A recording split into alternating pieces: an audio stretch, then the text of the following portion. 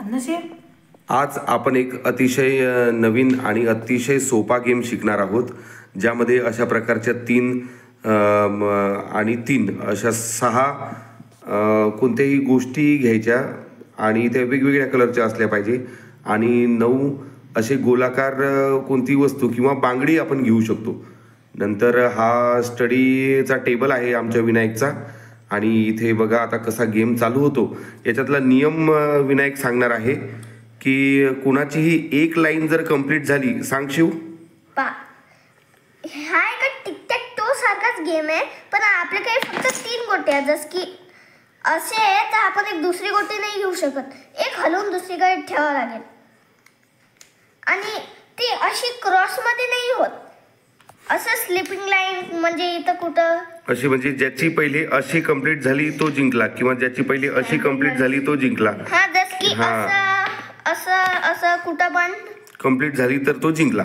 तर आता आपण कसा गेम स्टार्ट होतो आणि कसं कोण जिंकते हे आपण बघूया. आता विनायक आणि विनायकच्या आईमध्ये आज स्पर्धा लागलेली आहे आणि दोन्ही पण प्लेयर तयार आहेत. चला तर खेळा. या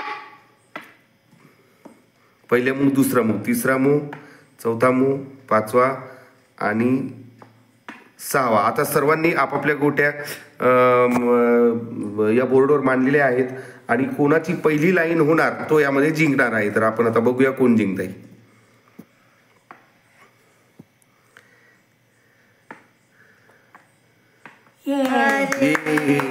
आईची लाईन कंप्लीट झाली त्यामुळे आई जिंकलेली आहे. तर हा अतिशय सोपा गेम तुम्ही घरामध्ये कुठेही खेळू शकता आणि लहान मुलांना, आपल्या बाळगोपालांना मोबाईल पासून दूर ठेवू शकता. नमस्कार, धन्यवाद, बाय शिव. बाय. पुन्हा एकदा समजून घेण्यासाठी आपण पुन्हा बघूया. हा खेळ अतिशय सोपा खेळ, कुठेही कॅरी करता येईल असा हा खेळ आहे आणि तो कसा खेळला जाईल. आता विनायकने कोणत्या कलरच्या गोट्या घेतलेल्या आहेत? रेड आणि विनायकच्या आईच्या येलो आहेत.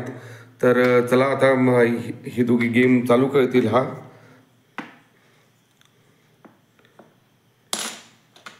ज्यांची पहिले लाईन कंप्लीट होणार आहे तो स्पर्धक याच्यामध्ये जिंकणार आहे.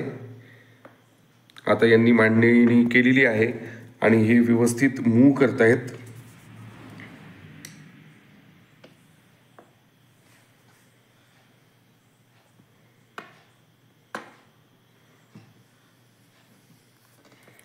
कुठेही कॅरी करता येईल असा हा गेम आहे. अशा 6 कलरच्या 3 सेम कलरच्या अशा 2 जोडच्या गोट्या पाहिजेत आणि 6 बांगड्या असल्या, 9 बांगड्या असल्या की हा गेम मांडता येतो.